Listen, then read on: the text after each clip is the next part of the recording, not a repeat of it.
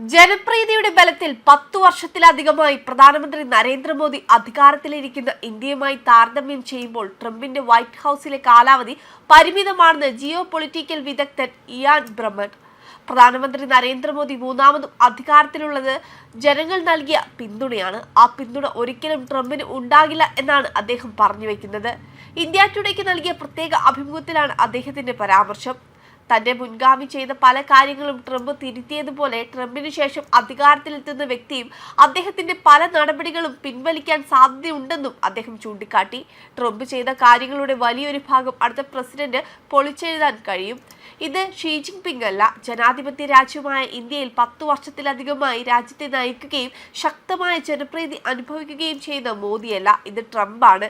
ജനപ്രീതി കുറവുള്ള 80 വയസ്സുള്ള ഇനി 3 വർഷത്തിനുള്ളിൽ പദവി ഒഴിയേണ്ടി വരുന്ന ഒരാളെന്നും ബ്രമർ പറഞ്ഞു.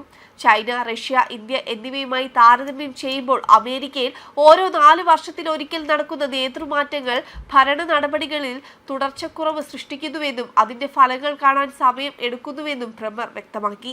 ആഗോള എണ്ണവിലകൾ, വെനസ്വേലയിലെ രാഷ്ട്രീയ സ്ഥിരത, ട്രംപിനു ശേഷം കാലഘട്ടം എങ്ങനെയായിരിക്കും എന്നതുമാണ് കരാക്കസിലെ വൻ എണ്ണ സമ്പത്തുകളിൽ നിന്ന് അമേരിക്കയ്ക്ക് ദീർഘകാല നേട്ടം ലഭിക്കുമെന്നും നിർണ്ണയിക്കുകയെന്നും ബ്രമർ പറഞ്ഞു.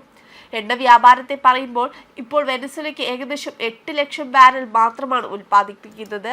ഒരു കാലത്ത് ഇത് 30 ലക്ഷം ബാരലായിരുന്നു. എന്നാൽ ഉൽപ്പാദനം വർദ്ധിപ്പിക്കാൻ രാഷ്ട്രീയ സ്ഥിരത അനിവാര്യമാണ് എന്നാണ് ബ്രമർ പറഞ്ഞത്.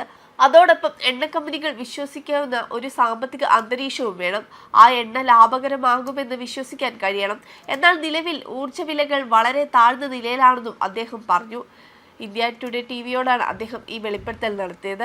അമേരിക്കൻ പ്രസിഡന്റുകാർക്ക് അധികാരത്തിൽ ഉണ്ടാകുന്ന കാലയളവിനേക്കാൾ ഏറെ ദൈർഘ്യമുള്ള നിക്ഷേപ ചക്രമാണ് എണ്ണ കമ്പനികൾക്കുള്ളത് എന്ന് ബ്രമർ വ്യക്തമാക്കി. ട്രംപ് 2029 പ്രസിഡന്റായി തുടരാതിരുന്നാലും അദ്ദേഹം പിന്തുണയ്ക്കുന്ന രാഷ്ട്രീയ സംവിധാനം തുടർന്നും നിലനിൽക്കും എന്ന വിശ്വാസവും ആവശ്യമാണെന്നും അദ്ദേഹം പറഞ്ഞു. രാഷ്ട്രീയ റിസ്ക് കൺസൾട്ടൻസിയായ യുറേഷ്യ ഗ്രൂപ്പിന്റെ തലവനായ ബ്രമർ ട്രംപ് ഈ മാറ്റത്തിന് കാരണമല്ല, മറിച്ച് ഒരു ദശാബ്ദത്തിലേറെയായി രൂപപ്പെട്ടുകൊണ്ടിരിക്കുന്ന പ്രവണതകളുടെ ഒരു ലക്ഷണവും ത്വരിതപ്പെടുത്തുന്നുവെന്നും ആണ് പറഞ്ഞത്. G7 അല്ലെങ്കിൽ G20 ശൈലിയിലുള്ള നേതൃത്വത്തിൽ നിന്ന് ലോകം മുകൾ തട്ടിൽ ഒരു ശൂന്യതയിലേക്ക് നീങ്ങുന്നുവെന്നും 2012 താൻ ആദ്യമായി മുന്നറിയിപ്പ് നൽകിയതായും അദ്ദേഹം പറഞ്ഞു. വെനസ്വേലൻ സംഭവത്തെ ബ്രമർ വിശേഷിപ്പിച്ചത് ട്രംപിനുള്ള ഒരു ഹ്രസ്വകാല തന്ത്രപരമായ വിജയമെന്നാണ്. അത് ദീർഘകാലാടിസ്ഥാനത്തിൽ അമേരിക്കയുടെ നിലപാടിനെ ദുർബലപ്പെടുത്തുന്നു. നിയമവാഴ്ച, വിശ്വസനീയമായ സഖ്യങ്ങൾ, സ്ഥാപനപരമായ പരിശോധനകൾ, സന്തുലിതാവസ്ഥ എന്നിവയിൽ നിന്ന് അമേരിക്കയ്ക്കാണ് ഏറ്റവും കൂടുതൽ നേട്ടമുണ്ടാകുന്നതെന്ന് അദ്ദേഹം മുന്നറിയിപ്പ് നൽകി. വാഷിംഗ്ടൺ തന്നെ അവയെ മാറ്റി നിർത്തുമ്പോൾ ഇവയെല്ലാം ദുർബലമാകുന്നു. അതേസമയം US പെരുമാറ്റം മാത്രം റഷ്യയോ ചൈനയോ പുതിയ അതിർത്തി കടന്നുള്ള നടപടികൾ ആരംഭിക്കാൻ ധൈര്യപ്പെടുത്തുമെന്ന് കരുതുന്നതിനെതിരെ ബ്രമർ മുന്നറിയിപ്പ് നൽകി. US മുൻവിധികളിൽ നിന്ന് ഉരുത്തിരിഞ്ഞ ധാർമ്മിക ന്യായീകരണങ്ങളെ അടിസ്ഥാനമാക്കിയല്ല, മറിച്ച് സ്വന്തം ശക്തികളുടെയും അപകട സാധ്യതകളുടെയും കണക്കുകൂട്ടലുകളെ അടിസ്ഥാനമാക്കിയാണ് മോസ്കോയും ബീജിംഗും പ്രവർത്തിക്കുന്നതെന്നും അദ്ദേഹം വാദിച്ചു. വെബ് ഡെസ്ക് കർമ്മ ന്യൂസ്.